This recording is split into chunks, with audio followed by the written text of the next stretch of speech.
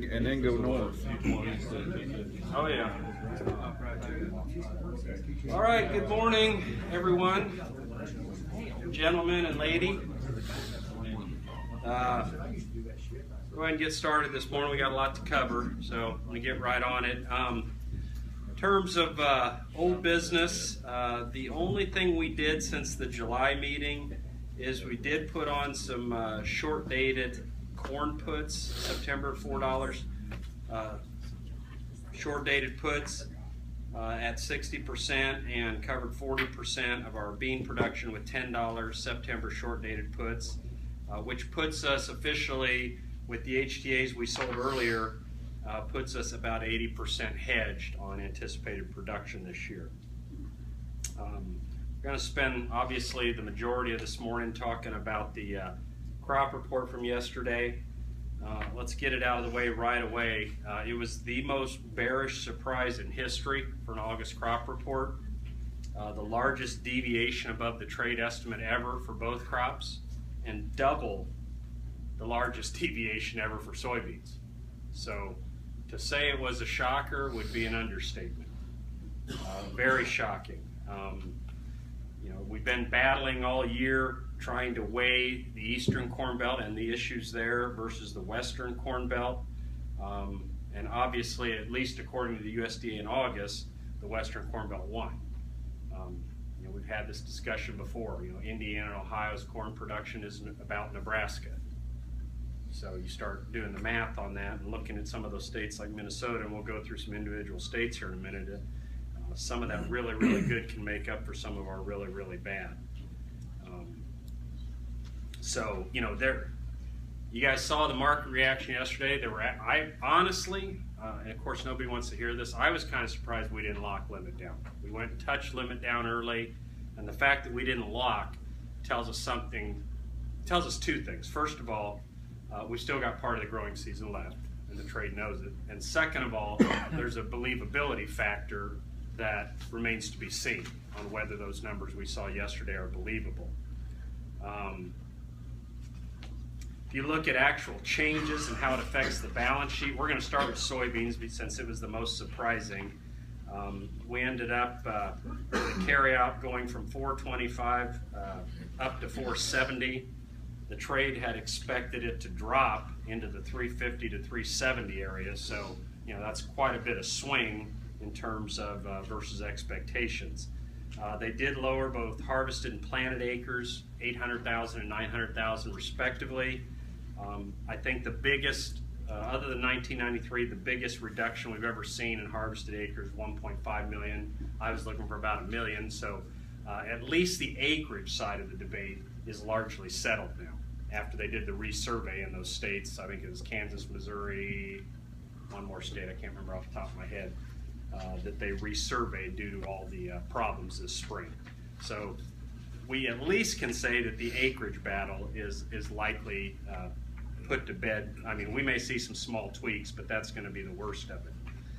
USDA used a yield of 46.9 bushels per acre, which was above the previous month, July's 46, and the average trade guess of 44.5. So, almost 2.5 bushels exactly above the average trade guess. So that's going to cause some issues. How they came up with 46.9 is a mystery to me. I mean, anybody who thinks they know what soybeans are going to do early August, please tell me and show me your track record, because I don't. But I think what you're looking at is the USDA has had a pretty strong track record of understating soybean yields early in the marketing year. I think I've got it in here somewhere. Yeah, we'll talk about that in a second. And I think what you saw yesterday was a little bit of, hey, we're trying to learn from our mistakes and not be consistently bad, which two things the USDA is consistently bad at: understating bean production early and understating bean demand early in the marketing year. They have a very good track record of being bad at both. So maybe by raising both, they'll be a little more accurate. We can only, I can't understand why it would be that high off what we, off flowering and beans that haven't even set their pods yet. But, I think it's more math than it is, little more art than science right now. If you start looking at the states, especially in the east, you have to scratch your head. I mean, Illinois down 3 bushels an acre from last year's record. Ohio down 4.5 from last year's record, even though you're looking at some of the worst crop conditions in those 2 states in the last 10 years. I just think right now you're going to see a lot of skepticism, and maybe overnight, as I started here today, corn was up about 3, beans were up 10. Whether they can hold that today or extend it to the upside remains to be seen. Typically, when you see a bloodletting like yesterday and the funds are long, which they were, you're talking about a 3-day event, 3-day type sell-off. If we can bounce it all today, I think that would give you an idea where the market's mindset is in terms of believability of yesterday's numbers. As I said a minute ago, if you look at the last 4 years and 9 of the last 11 years, final soybean yields have proved higher than the USDA's August estimate. 6 of those years we saw 2 to 4 bushels per acre upward revision, so you're talking ballpark of 5 to 10%, which isn't good. You know, if you're off 5 to 10%, that's not good. Only 2 years did we see the final below the August, and both times it was less than a bushel an acre. So I think that sentence right there, that statement, goes a long way in why the USDA decided to come in where they did on the soybean number. You know, when you're consistently bad, at some point you have to change your methodology, whatever that methodology is. We lost 800,000. They lowered planted acres by 800,000. Missouri, of that 800,000, 650,000 came out of Missouri, 100 out of Arkansas, 50 out of Kansas. So those were the 3 states that they resurveyed. Trade was looking for about 1.1 million, but I wouldn't call you a liar for 900,000. That's pretty close. The other problem we've had, and I've been harping on this, I think, pretty strong over the last 4 to 6 weeks, especially as people were getting bulled up by the weather, is nobody's watching the demand very closely right now. And the demand side of the soybean market appears to me to be overstated, which again is unusual for this time of year, but you know, we've seen some pretty, as we'll talk here in a minute, we've seen some pretty big crops out of South America and some huge currency moves, especially in Brazil, that have affected the price of what they get for soybeans and soybean meal and oil. The old crop sheet, minor tweaks, they upped the crush 15 million bushels, left the exports unchanged, ended with a carryout of 240 million bushels, which, you know, isn't overly burdensome, but it's more than double last year, 92 million. Most of the trade focus, though, is on the new crop at this point, and they did offset, they did cut exports 50 million bushels compared to July, and increased crush 20 million bushels to help offset that a little bit. So they increased ending stocks about 45 million bushels to 470 due to the higher production and lower demand. Trade was looking, like I said, for about 300 million bushels, so anytime you're off to that degree, you're going to get a market reaction. When you look at, in terms of what they did elsewhere, and this is where it gets important, USDA didn't make any changes in Brazil's soybean crop, left it at 94.5 million metric tons, but Brazil's official crop agency, CONAB, is at 96.2. But they did raise exports 3 million metric tons, which means, you know, when they're exporting it, guess who's there, you know, either they're taking the new demand that's coming in, or they're taking our demand, either of which doesn't help us very much. They raised Argentine soybean exports 1.6 million and raised next year's by 1.1. So when you add it all up, the USDA raised South American soybean exports over the next year and a half by 9.4 million metric tons, or that's a whopping 778 million bushels. Okay, and I want you to remember that number, 778 million. Because when we talk about demand here a little later, and where we're at on our export pace, you know, we're at a pace that scares me, and I'd like to believe that when it's all said and done, everybody's going to be happy and we're all going to get caught up, but we may not. This may be one of those years where it could get real interesting on our soybean export program. We talked about this at the last meeting. I know that about what it could be if we're not careful and we don't export like we're supposed to. In any case, we did see the old crop soybean global stocks go to 80.6 million metric tons, down slightly from last month. Next year dropped to 86.9 from 91.8. When I first looked at the numbers, I go, oh, that's a little bit constructive. You know, you're looking for some kind of ray of light. But when I saw the what was happening is we're not getting any of that. You know, it's the South Americans are exporting it. We're going to keep a larger percent of that 86.9 than normal. And that's something, you know, I don't want to forget this point because I think it's one of the most important points that I've been talking about for a couple months is, you know, everyone in this room, I think, with very few exceptions, other than Jeannie and the real young people in the room, everybody knows what it was like pre-ethanol boom.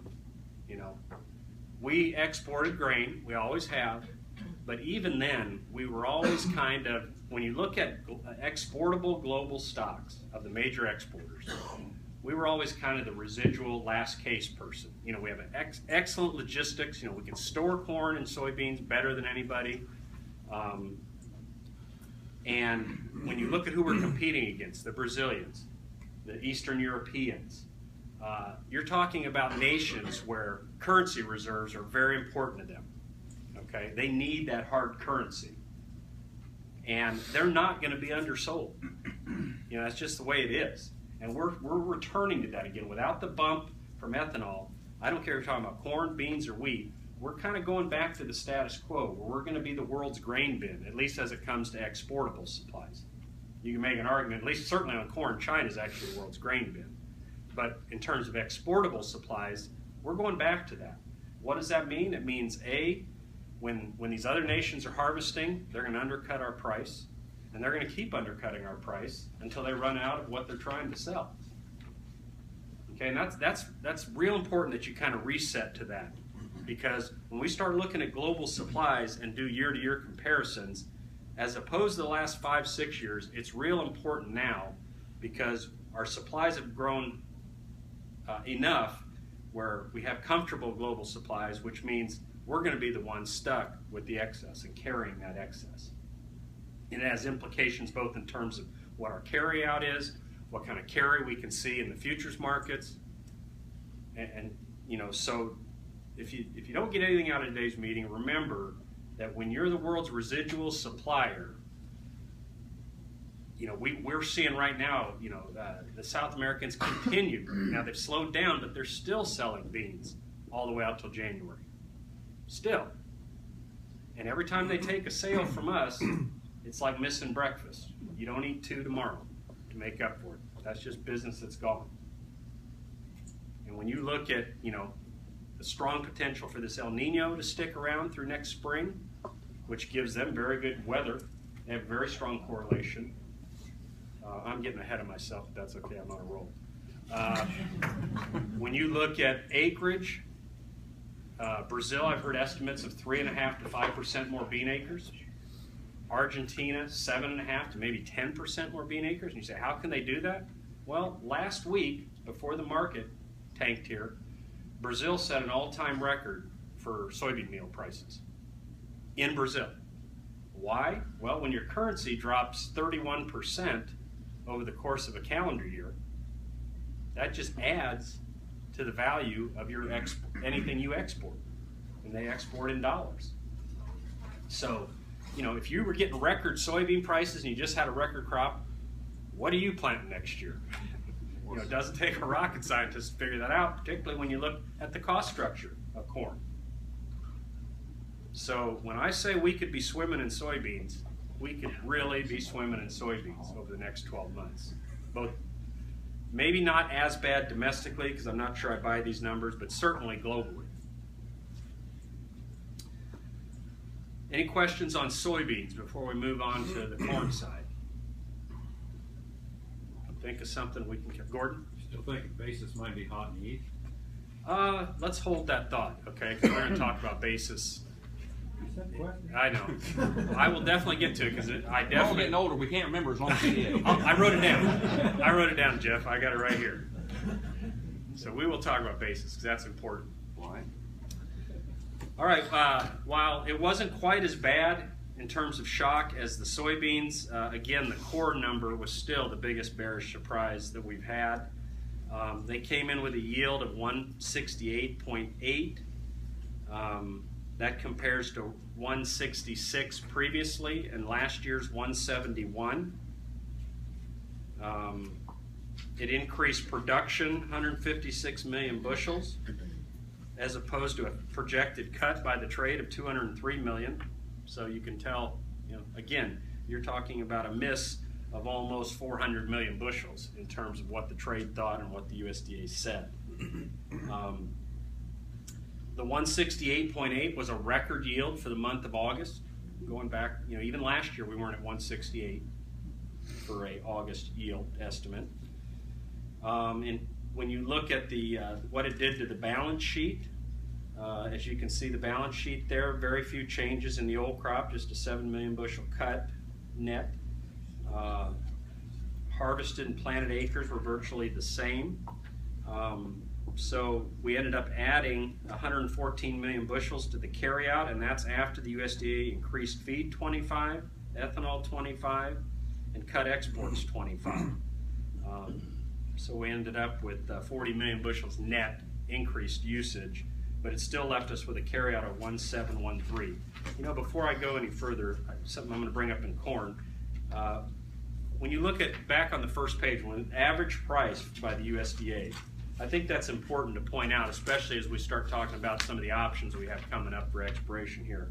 If you look, USDA is projecting an average price for soybeans this coming year somewhere between $8.40 and $9.90. So add 75 cents on it, $9.15 right now would be the midpoint of that average. So I just wanted to point that out before we talk about corn. On the corn, where that's down from last year. This year's what, 10.05? Yeah, 10.05 this year. So they're taking almost $1 off the average price of beans. When you look at the corn side, average price between $3.35, $3.95 gives you $3.65 compared to this year's $3.65 to $3.75, or call it $3.70. So they're basically looking for very comparable corn prices as to what we saw the last calendar year. Looking at individual states, no surprise here, guys, but it shouldn't be a surprise to you that Missouri was down 36 bushels an acre from last year, Indiana down 30, Illinois down 28. Interestingly, Ohio is only down 8 bushels an acre. That caused a few head scratches out there, and I'm not sure I buy that.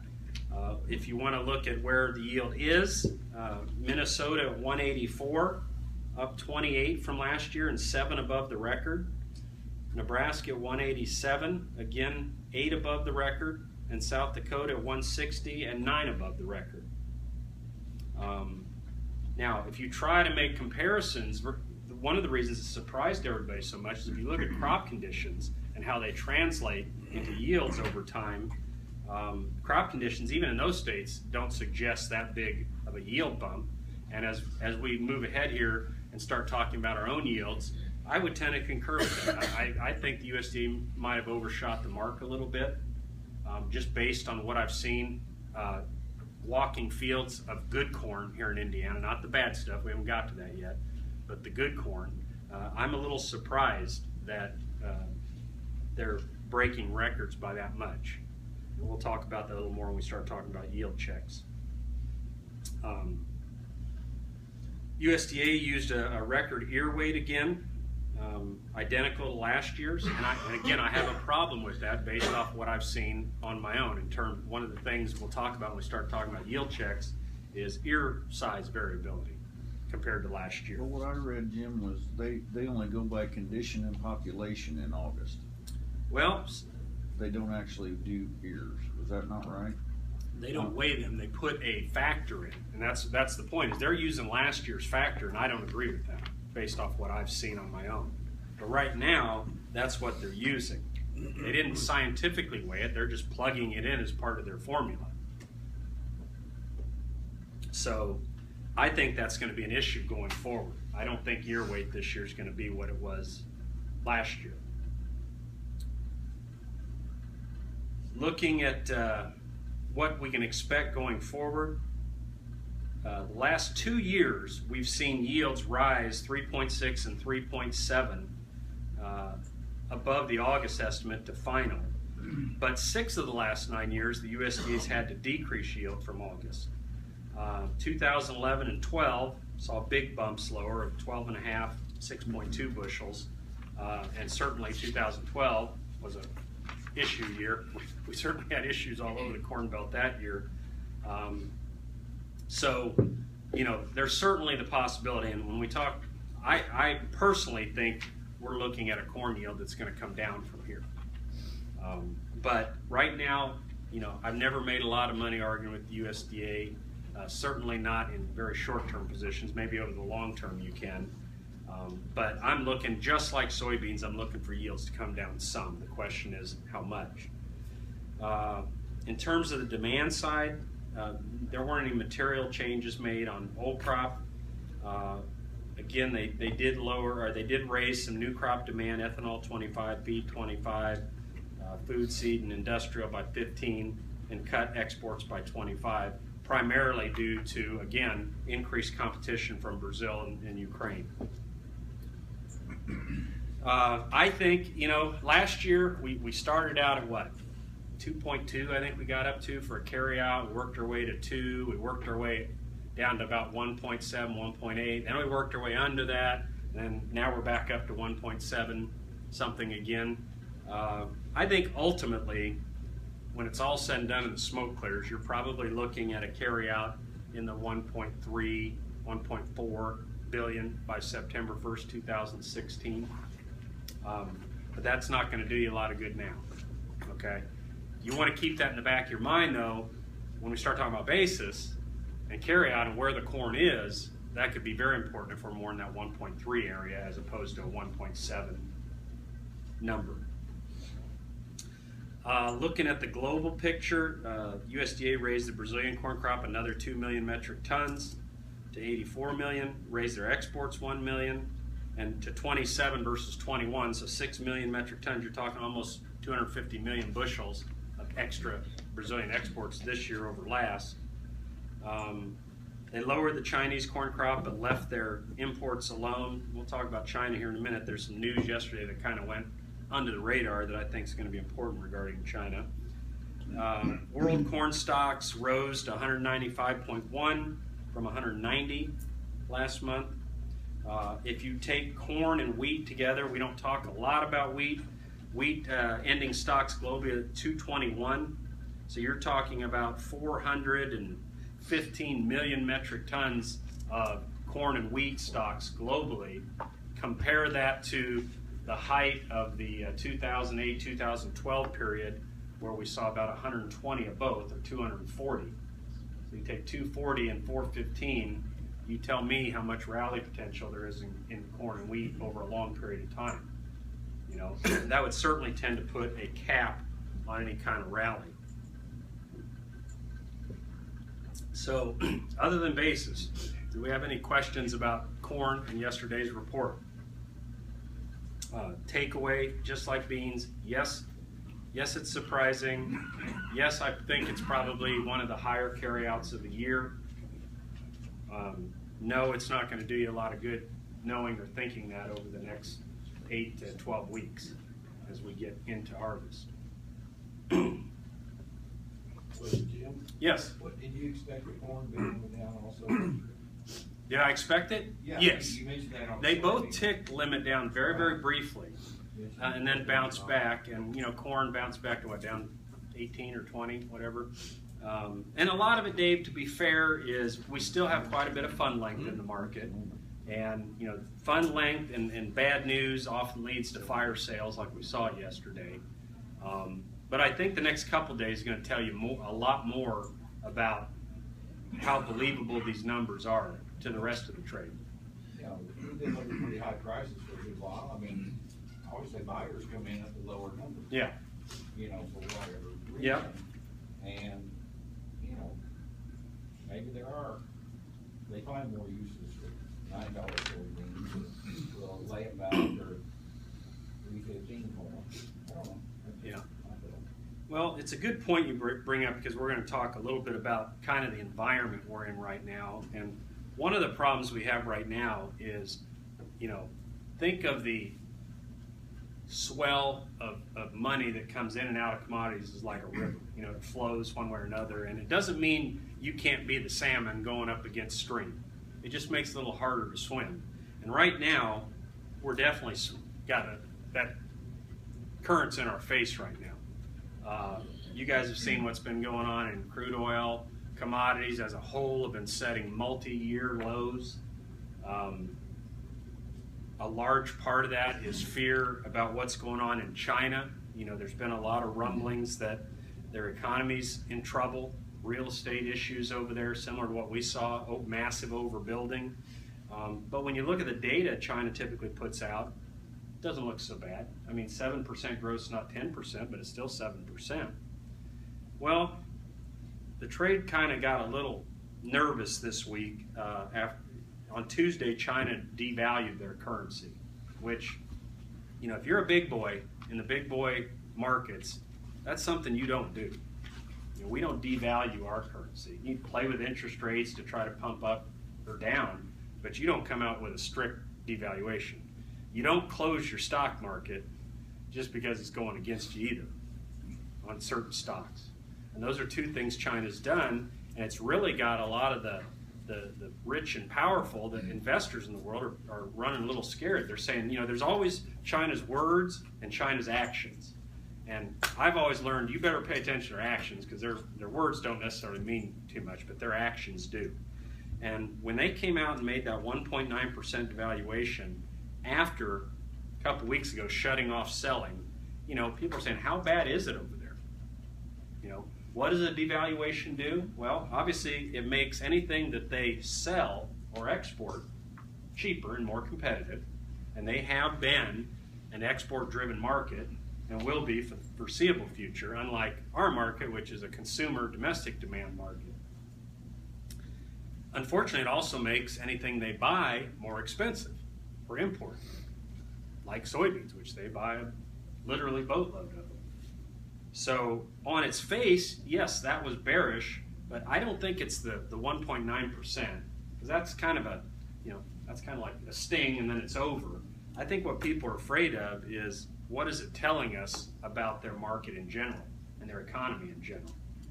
Is it shakier than we believe? Yesterday, the central bank reduced the midpoint that they would allow their currency to trade against the dollar again, which some people believe is almost like a second devaluation. So you've had these back-to-back moves on their currency, and it's got a lot of people worried, just how bad is it in China? And as you guys know, China being the center of the global growth engine, if that slows down, if they get a sniffle, everybody else might get the flu if we're not careful. The other thing I alluded to earlier that nobody really talked about is, on a big news day like that, is China announced that they're now going to require imports to import barley, DDGs, and I think I typed barley, didn't I, instead of barley, anyway, and sorghum, which a lot of traders believe is a red tape way of slowing down those imports that they don't want. China's sitting on massive stocks of domestic corn that they paid way too much money for, and they've tried to auction it off in their weekly auction. No one wants to buy it, because you can still buy competing feed grains cheaper than you can and load it into the south where they use it, as opposed to bringing it from the north. A lot of traders believe that sometime from now until their harvest, which is coming up like ours fairly quickly, that China's going to have to do something. There's talk about rail subsidies, so they can ship it from the north to the south a lot cheaper. Stuff like this, where they find reasons. I guess some of the DDGs, sorghum and barley, that's been coming into the country over the last several weeks, they said it's getting a lot closer look from their inspectors.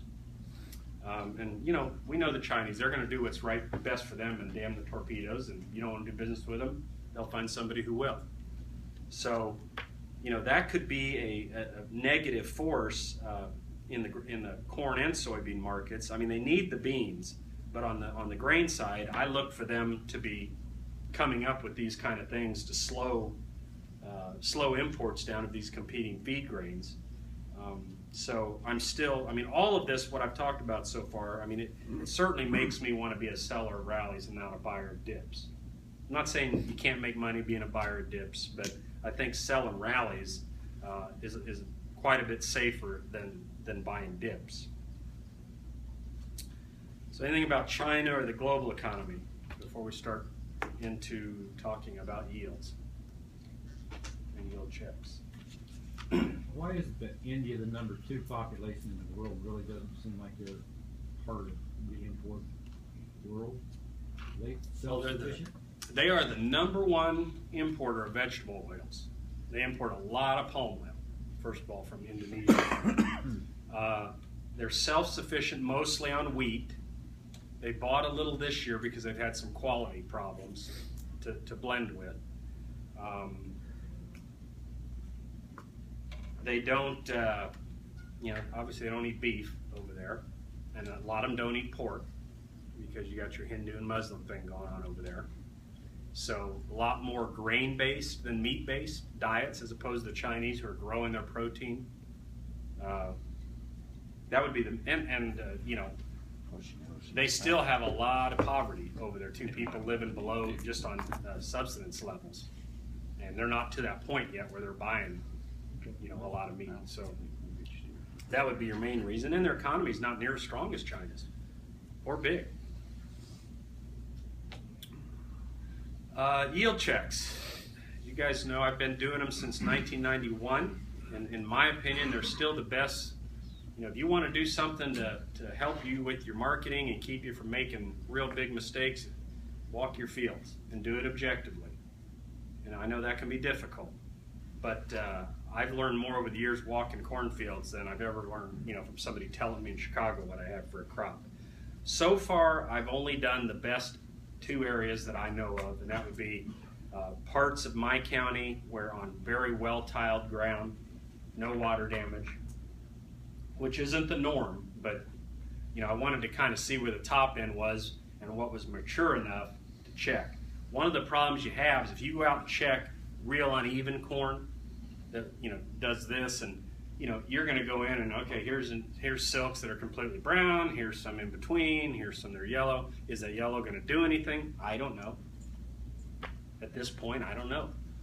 A little later on you can. I am going to participate in a tour right after Labor Day over in the yucky part of Indiana up there in Muncie on North, and it'll be interesting to see what we find over there. I know it's bad because I've been up there several times, but it'll give you an idea of what's out there. But in terms of the best corn I could find, and I would put Decatur County here in that category, saw corn in the 205, 215 range. You could flip them, flop them back and forth. That's within the error margin. You want to call it 210. Compare that last year, the Benton County and here was 240 and 243. So you're down I think you're down about 30 bushels from a year ago in the best yielding corn. Interestingly enough, USDA cut Indiana 30 bushels an acre. Problem I have with that is if the best corn in Indiana is down 30, what's the worst corn in Indiana down from a year ago? Heck of a lot more than 30. So, some of it. That's a real reason why I have a problem with yesterday's numbers, because it stands to reason, unless something was dramatically different out west. We haven't had heat. This area hasn't had moisture issues, too many. Are they going to have the 240s out there we did last year? I doubt it. I don't think you're going to see it. And I'll tell you why. The populations are down just a little bit from what I've seen. Not a lot, maybe 1,000 ears per acre from what I saw a year ago. It's the ear size is what I really see. Last year, 16, 18, 38, 42, 33,000, boom, boom, boom. I mean, I did checks all day that were between 200 and 280, and they just didn't deviate. Population deviated a little bit. This year, almost every check, and you guys know how I go out, measure it off, pull every fifth ear. Almost every check that I could think of had ears in that sample that weren't quite up to snuff. And you sit there and go, oh gosh, I don't want to pull that one. But then you go through the whole count and say, yeah, there were 2 or 3 of them in there like that, so that probably is a pretty valid. So I don't think we have the ear size that we did last year. Now again, like Steve pointed out, USDA is just using a mathematical formula, and they're using last year's ear size, and I don't think that's right. Now, to be fair, in those areas I checked, it's still one of the best corn crops I've ever checked. It's just not last year's free crop that nobody saw, coming until you actually went out and checked it. So it's not bad in those areas, and in fact, it's quite good. So, if you're sitting here in Decatur County or anywhere where you didn't have water damage that's significant, you're probably looking at a pretty good corn crop this year. I wouldn't be afraid to think you have 200 plus out there. Now, if you know in 1,000 acres of corn, you've got 400 acres that's completely gone, okay, obviously that's a horse of a different color. But if you've got just normal losses, a few holes here and there, you've probably got a pretty good corn crop out there. It's not last year, but it's pretty good. Obviously, if you're in one of those areas that's devastated, then, I feel for you, but that, I can't tell you what you have out there without, you got to go out and survey when you're like that because of the wide variability in the field. But I think we're looking at decent, not last year, but a pretty good corn crop if you've got the stand for it. So, I didn't see any pollination issues to speak of. Once in a while, you'd see something, very few and far between. A little bit of tip back, but at 33,000, that's not a problem. Wasn't anything widespread. So pollination by and large went well. So questions on corn yields or anything out there in the field? How about maturity compared to last year? Oh, good question, Dave. I didn't bring that up. We're behind last year, no question. I didn't see any corn denning, and we did these last week. Last year, I started to see the onset of corn denning at the first week of August. Didn't see one field denning. I would put us. Now I saw some. I was like, boy, that's the next 3 or 4 days it's going to start. I'd put us 7 to 10 days behind last year.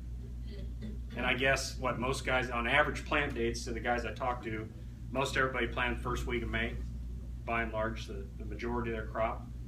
Last year we planted what, 23rd, 27th April, something like that. 3 days according to my electronic thing. So yeah. About 150. So yeah, a little later, but not worrisome, Dave. I've been out and done these the first week of August many times where it was hard to find corn that was, yellowed up very much. Okay, and we made it. So I wouldn't put it as worrisome, but it's not where it was last year, no. Other questions about corn? Okay. All right. Now, if you saw yesterday's report, to be fair and honest, if people said, what do you think it's going to do? I said, well, if anything, I think you're going to see it a little bit bullish. So it tells you what I know, And anybody who tells you they know what the market's going to do and what the USDA is going to say either doesn't know or would never tell you. Okay, so I'm not clairvoyant by a long shot. I got plenty of swings and misses out there. But the key to good marketing is, a lot of you guys play golf, right? Maybe not well, but you play. The difference between a good golfer and a bad golfer is a good golfer's misses are a heck of a lot better than your misses. Okay? If you've ever played with a scratch golfer or everything, the things he's disappointed with, I'm like, are you serious? You missed, I didn't hit it on the center of the club face. I said, yeah, you outdrove me 30 yards. That was my Sunday best. Well, marketing's the same way.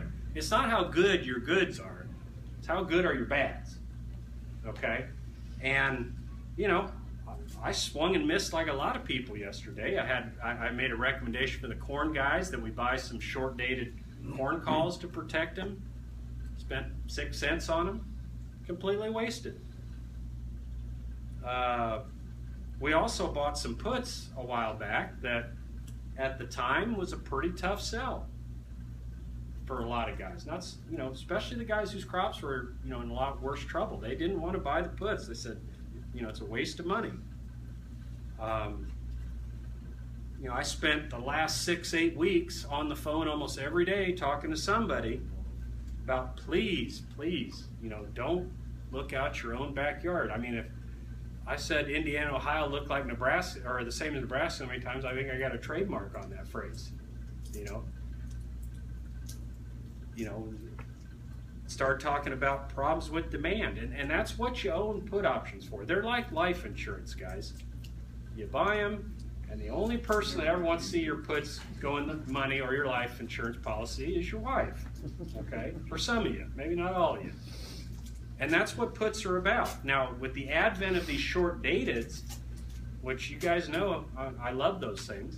I mean, it lets you enter the market once, maybe twice, hopefully not 3 times a year at a significantly reduced cost with a lot more knowledge in terms of what we know versus what we thought we knew, and keeps us from getting option poor.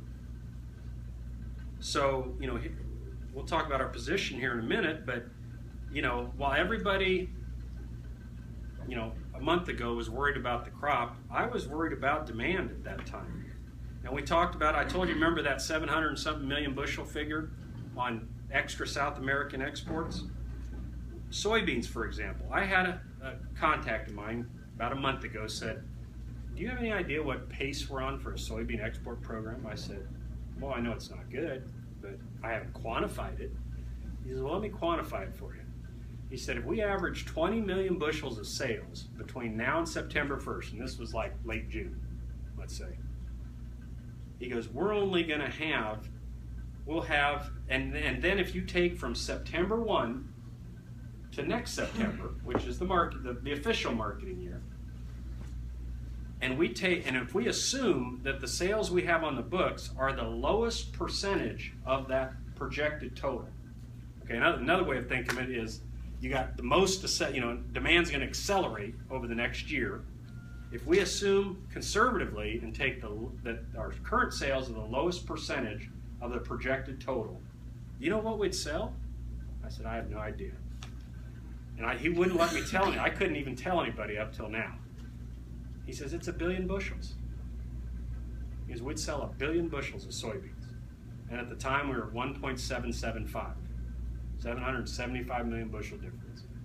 And he goes, now I'm not going to publish that because they'll lock me away and throw away the key. But he said, that's the risk you have in the soybean market right now. And verbally, I communicated that to some of you guys. I couldn't put it in print because he asked me not to.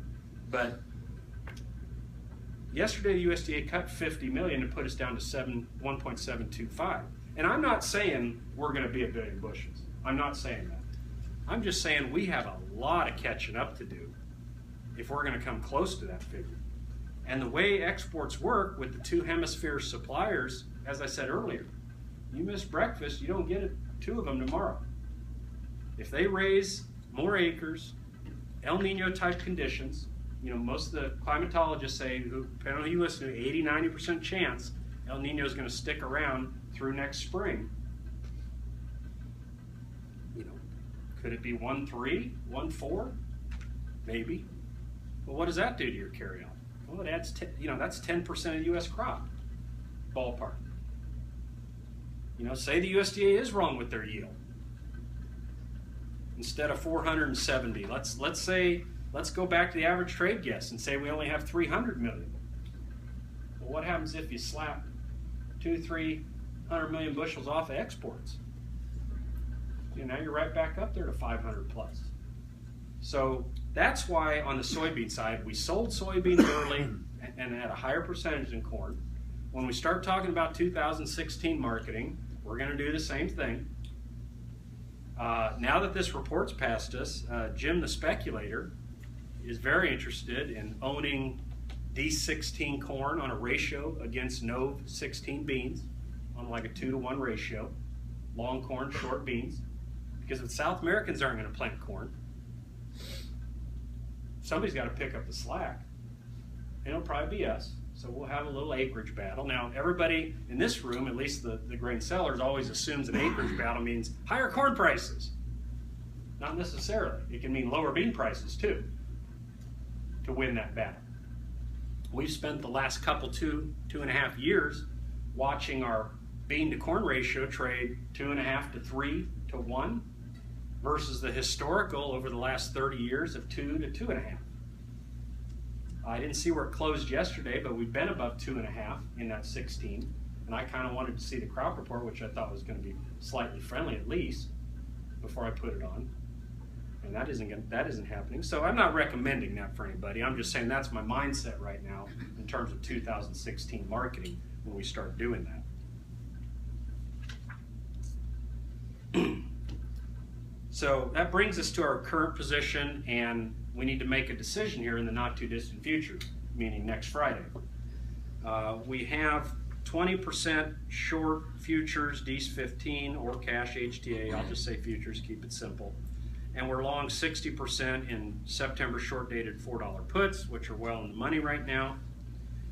We have 40% futures in Nov 15 beans, and we're long 40% SEP short dated $10 soybean puts. Now, for the vast majority of you guys in this room, if you're one of those guys that has decent crops, okay, I'm going to tell you, I have no problem. In fact, I'd encourage you to go ahead and get to, when these things expire, we need to take the positions. The question is, how do we take them? And this is where it gets interesting, again, especially for people in this room.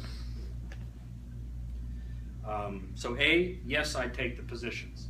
B, how do we do it? Well, let's do the beans because those are the easiest.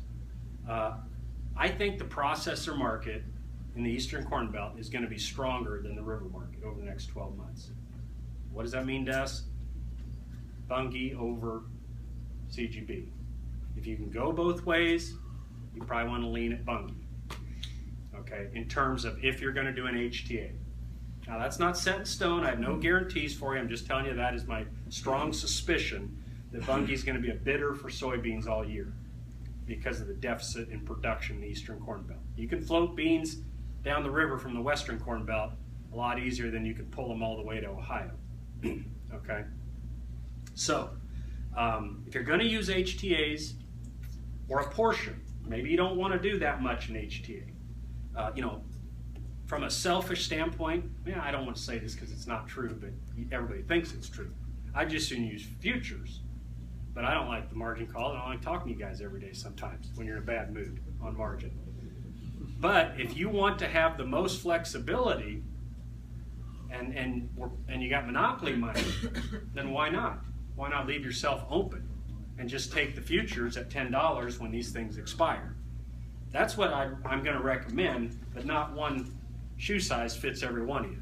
So I'm going to allow you guys to make that decision, but I think as long as you've got the crop, which you guys by and large here do, take the positions in some form or fashion and hope it's the wrong thing to do. Look at the corn side, and now that's soybeans. That's kind of a here, one or other. You've heard what I think about soybean export, so if they don't want the beans at the river to export, and you're locked into a bunch of HTAs down at the river, you could be taking a pretty good hit on them when it's time to deliver. I certainly don't think Bunge's going to let us pull them to the river when it comes bidding time. And last year, we pulled Bunge pretty hard. The river was the hot market last year, and they didn't want those beans to get away either, so they bumped their bid significantly. To this day, I'm sworn to secret how much they bumped it, but it's a lot. Okay? And I think you're going to see something similar this year. The harder issue is when we start talking about corn. It's not so hard here. Well, yes, it's not so hard. No, it's not hard up north. You got ethanol, and you've got a lot of livestock in that eastern Indiana, western Ohio. The ethanol plants are not going to let any corn get out of that area. There's a no-brainer. You get an HTA to any ethanol plant around there, and you're going to get a competitive bid. Okay, but for you guys here, you might be surprised how far corn will get pulled this year. So if you're a river guy, and again, I'm not real, exports. Even the corn, I didn't talk about corn exports. Corn exports are running at half the needed pace right now on the sales. So we could see our corn exports, the USDA cut them yesterday, they can continue to cut them. But you're going to have high demand elsewhere in Indiana, high demand. I think, in fact, I've already heard up in the ethanol areas of 20 over the DEES printing. Now it's not published, but it's traded. 5 to 10 over is published up there for fall delivery. I think by spring, early summer next year, you're going to see 50 over bids in Indiana. 50 over basis. You won't see it at the river, but you'll see 50 over bids out there. You can pull corn a long way for 50 cents. You're not helping. I understand that. I understand the coin. The hog guys are furious right now, but you're going to see those kind of bids. Now think about back to these HTAs or futures, whatever. You sit there and you say, okay, I guess I'll take $4 futures. Well, if you can store a good percentage of your corn, which most of you can, you're looking at minimum of 20 cents carry out to July. So, you could put them out against the July, put them out at 420. I'd bet almost anything you'll get a 20 over bid, but probably 50. But let's say 20 or 30 to be conservative. So if you're sitting here in your mind right now running your budget, can you expect 450 corn for bin run corn? Yeah. When will you get it? No later than, like I said, spring, early summer at the latest, maybe even earlier than that. The 20 over you'll get earlier than that, 20, 30 over. So when you start doing a budget, if you've got 200 now, I'm not very good at math. You take 200 at 450, it's 900, I guess. $900 an acre at 200. That's not too bad. Could you get more later if you did this, did that, got in, got out? Yeah, maybe, if you're right. But that's a pretty good bird in the hand there, guys. So this is kind of why I'm saying let's go ahead and take it. You want to do something later for the upside? Be my guest. But for now, we've been blessed in this area with a pretty good crop.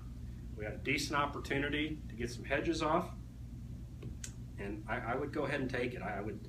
So that's something we have to decide by next Friday. I'm going to tell you, I'm going on vacation Wednesday afternoon, Thursday, Friday. So, don't all bomb Carly on Friday if you can help it. If you know you're going to do it, all of it is a simple, let them expire in the money, and we will. And they'll turn into futures. You'll get December futures and November futures, which is the beauty of the short dated. You don't have to worry about spreads. With a September contract, they give you the December. So technically, we don't have to do anything. you don't have to do anything. As long as we're above $4 and $10 on August 21st, you get those futures. And your own situation, maybe you want to use part of them. Maybe you want to do an HTA on part. If you want HTA beans, I'd go Bunge. If you want an HTA corn, I think you're crazy, but that's up to you. So when we gonna roll these out of November, December? Probably, Rick, I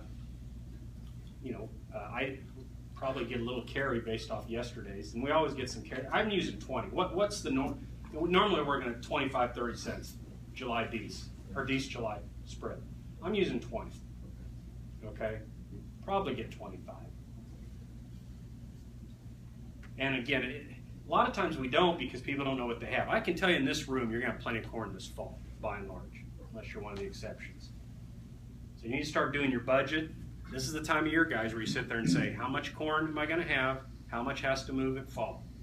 I don't think you have to get in a big hurry to set that fall delivery. Everybody wants your corn. They're already eyeballing southeastern Indiana, up north of I-70. They know there's corn down here. And you made, a couple, 3 or 4 years ago, I had guys in western Indiana delivering over the ethanol plants. They worked a backhaul out, worked real well for them. They got a premium bid because you got to understand how those people operate. They'd rather pay you more money and have it kind of on the hush hush than have a big bid there at home and, you know, everybody says, well, I got this from them, I got this, you know. Sometimes it's easier to bring that corn in from the out of area and pay up for it than it is to inflate your own local bid. What do you see for a DDG export program from the river? Tie this in with your The China? backhauls. Oh. Stuff, because, I mean, I've been doing that here lately and it's Yeah. been working out great. Yeah, well, we've set a DDGs have been an all-time record this year, most of which went to China. So do you see that pace? Yeah, continuing? of all the grains out there, the DDGs work real well for China. They don't really have the ability and the industry to make DDGs, nor does anybody. You can get barley, you can get sorghum in other places, but DDGs work real well for them. So I think the DDG program is going to stay pretty strong. It's one of those things, I think, if they're going to wink at something, it's going to be DDGs. They like, Rick, they like a deal. I know. So. So true. So anybody, you know, that's one of those things. As a group, if you guys are interested in that, you know, I could start giving you some numbers to call, or give, you know, let me know, and I'll let some of these buyers know, and they may be able to work out if there's enough volume. You know, they might be able to work out backhauls and make it really work hauling up there to Eastern Indiana. So I think you need to stay flexible on the corn in particular. If you're going to HTA something and your budget's stretched, HTA the beans to Bunge, and then put the corn on the board. So you have all that flexibility to do what you want with it. So we typically have been moving beans in December and January. Is that gonna still be? Yeah, yeah. It's that little sweet spot after our harvest and before the South Americans take over. So yeah, if you're, I mean, we have one potentially new customer in here. Typically, we move all our beans out in December. Have for years and years and years. Just always works out real nice. But it looks like South America's gonna be exporting beans and clear through the. Yeah, well, it didn't get any better, Rick. It'll get worse before it gets better, though. Do you think there'll be an early bump at Bunge for early beans again Yeah. this year? Oh, yeah. There always is. If you're going to harvest, you know, if you've got some beans early, and I'll repeat the warning, because if you're going to harvest beans on Monday, and the weekends, you know, it looks like the weather's going to be okay, don't wait till Monday to call Bunge. Call them Friday and get a bid for Monday delivery, because that basis will go like this. Sometimes throughout the day, they'll drop it 2 or 3 times throughout the day, based on how many beans they're getting. Your base is pretty hot right So if you've got some early beans, and you know they're going to go, get them contracted. Yeah, I think they're. And overcharge it. Get them contracted. So that's the grain presentation today, guys. I'll go ahead and open the floor to anything. Any questions whatsoever? Anything grain related Quality issues at all? on the crop? I didn't see. In fact, you know, Gordon, I didn't see one bit of insect damage in what I've checked so far. Not one. Didn't see any molds out there at all. Not one. So from a quality, saw a little gray leaf spot out there, mostly below the ear. But stock quality was good. So no, quality standpoint looked really, really good. Same up north? We have, the water areas have some issues in terms of firing. You can tell where corn ran out of nitrogen. Again, I haven't walked those kind of fields yet. We'll see them soon enough. Excuse me, Dave? Yeah. Yeah, somebody sent me a text or something from that area. They were in a boat out in their cornfield, said they were out spraying or something. You can see it floating right across the top of it. I guess you got to have a sense of humor in a year like that. But other questions? So things we have to do right away. We got to make a decision on these short-dated options. Please let us know your intentions so we don't have to hunt you down. We're not going to let somebody just take them without letting us know. Okay? So let us know, and hopefully before Wednesday. Other questions? Probably. All right. Thanks a lot, guys. Appreciate your attendance.